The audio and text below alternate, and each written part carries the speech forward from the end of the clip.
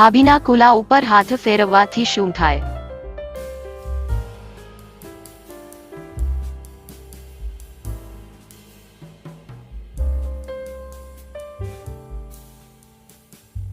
ભાભી ઠોકાવવા માટે તૈયાર થઈ જાય.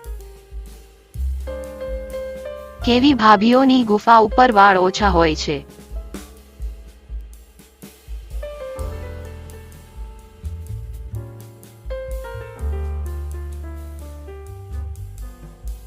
દિવસમાં 3-4 ઠોકાવતી ભાભીઓની ગુફા ઉપર વાળ ઓછા હોય છે. ભાભીઓ ધાયેલા લબડી ના જાય અને ગોળ રહે તે માટે શેનો ઉપયોગ કરે છે?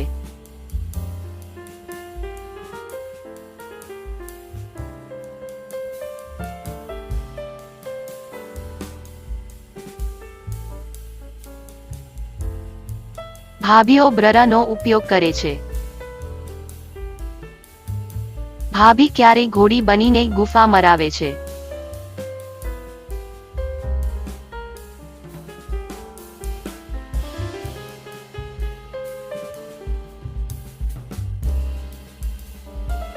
પુરુષનું હથિયાર ઢીલું પડે ત્યારે.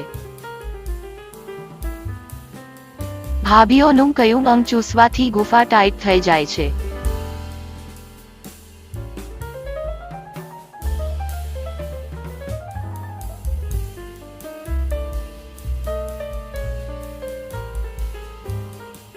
ધાયેલા અને હોઠ ચૂસવાથી. કેટલી ઉંમર પછી ભાભી હથિયારનું પાણી મોઢામાં લે છે?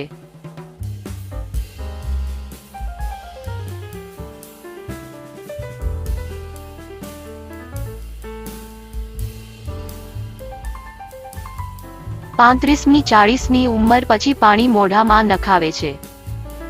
હું સરિતા ભાભી મારી બીજી ચેનલને સબસ્ક્રાઇબ કરવા નમ્ર નિવેદન કરું છું. પ્લીઝ લિંક નીચે ડિસ્ક્રિપ્શનમાં આપેલી છે. ધન્યવાદ મિત્રો.